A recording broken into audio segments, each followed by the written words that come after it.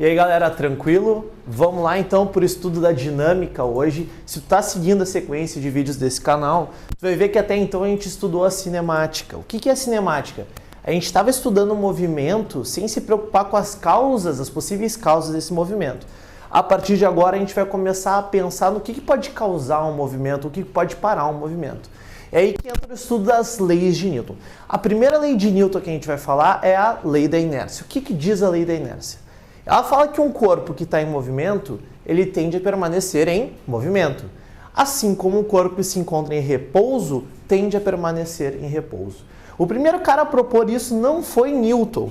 O primeiro cara a dar uma ideia de que isso poderia acontecer foi Galileu. E ele propõe esse experimento mental para a gente entender essa história de continuar em movimento, tender a ficar em movimento, por exemplo.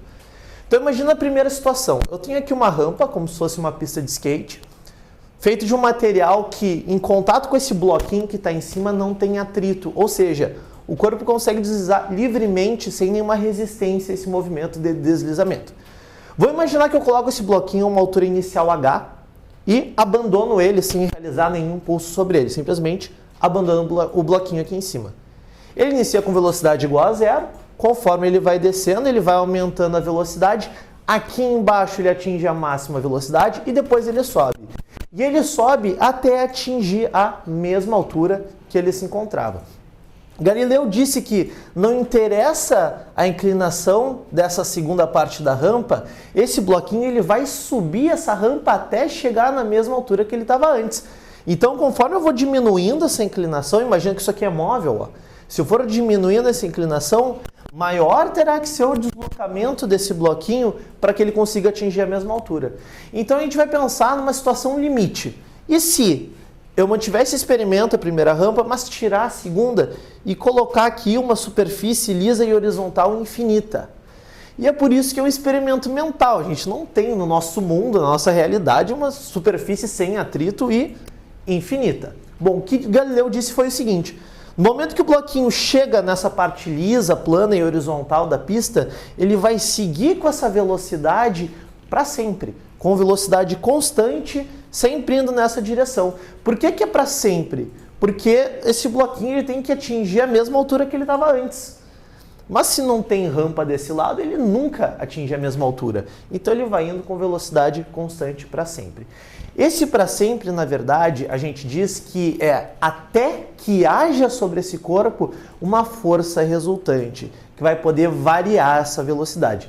Isso nos leva para a segunda lei de Newton, que é o chamado princípio fundamental da dinâmica.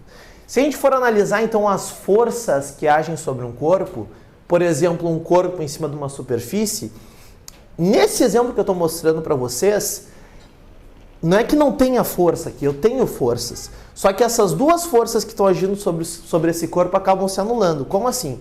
Está aqui o bloquinho. A gente sabe que eu tenho uma força peso, que é aquela força que a Terra exerce sobre o bloco em direção ao seu centro. E eu tenho uma força normal para cima, que é a força de contato que essa superfície faz sobre o bloquinho para cima. Por isso que ele fica ali, né? Sem para um lado nem para o outro. Essa situação aqui pode ser tanto um corpo em repouso quanto um corpo em movimento. Olha aqui, ó, imagina esse bloquinho. Ele tem peso para baixo e normal para cima também. Mas como o somatório dessas forças, por terem o mesmo valor, estão se anulando, eu não tenho uma força resultante sobre o movimento.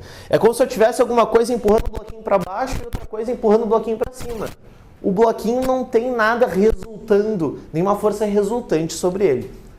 Então, se eu tiver essa situação, onde o somatório das forças sobre o corpo for igual a zero, eu tenho a situação de inércia. A gente diz força resultante igual a zero. Agora, vamos imaginar uma segunda situação, onde eu começo a empurrar esse bloquinho para a direita, por exemplo. Peso e normal aqui continuam se anulando. Só que agora eu não tenho nenhuma força, porque eu estou imaginando que não tem atrito a esse movimento, então não tem nenhuma força para descontar essa força F que eu estou aplicando para anular ela. Então, nesse momento, a força resultante é diferente de zero. Isso vai fazer com que o corpo varie a sua velocidade. Ou seja, se ele está em repouso, ele é capaz de entrar em movimento. Assim como se ele estiver com uma velocidade constante, eu começo a aplicar essa força, ele vai ou aumentar essa velocidade ou diminuir essa velocidade. Eu consigo tirar ele da situação de inércia. Então a gente vai dizer que neste caso essa força F é a força resultante do meu movimento. Se eu tenho uma força resultante, eu vou ter variação da velocidade. E lembra que a taxa de variação da velocidade no tempo é o conceito de aceleração que a gente viu lá na cinemática.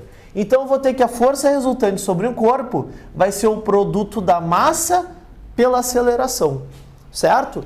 Lembrando aqui, gente, força, qualquer força, não só resultante, a unidade de medida é Newton, em homenagem ao Isaac Newton que propôs essas leis. E a gente vai simbolizar com N maiúsculo.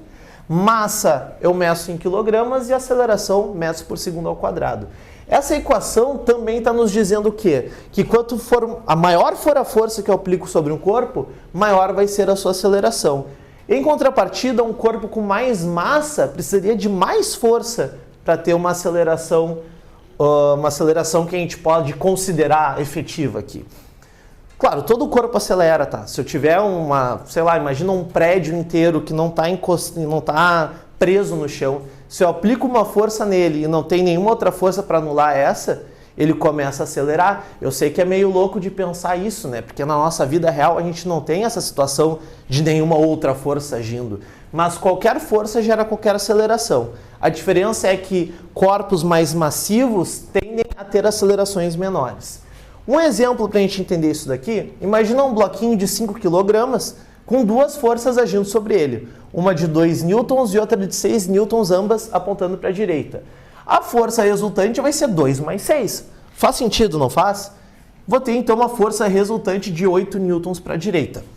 Isso vai causar também uma aceleração que vai ter sempre a mesma direção e sentido que a minha força resultante.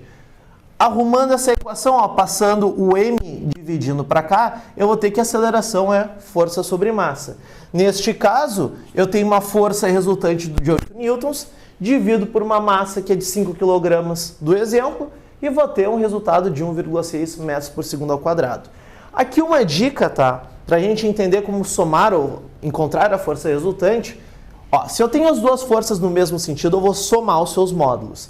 Se elas estão em sentidos opostos, eu vou subtrair. E se eu tiver um ângulo de 90 graus entre as forças, eu vou fazer Pitágoras para descobrir a força resultante. Isso aqui são os casos que mais aparecem. Tranquilinho? Próximo vídeo a gente vai ver então a terceira lei de Newton, ação e reação.